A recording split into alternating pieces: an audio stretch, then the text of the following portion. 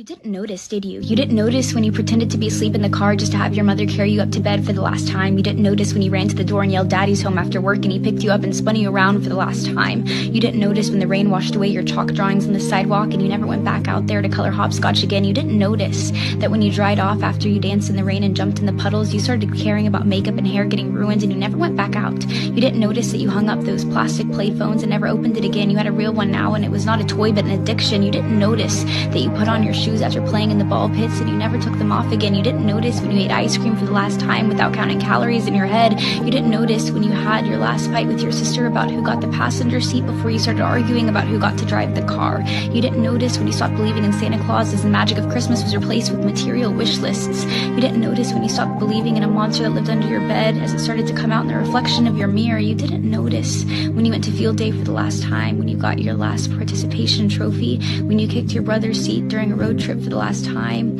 when you had your last play date with your Barbies, when you had your last Disney movie night with your family. You didn't notice that grandparents don't last forever. You didn't notice that your childhood cat wasn't eternal. You didn't notice your parents are growing up too. You didn't notice it, do you?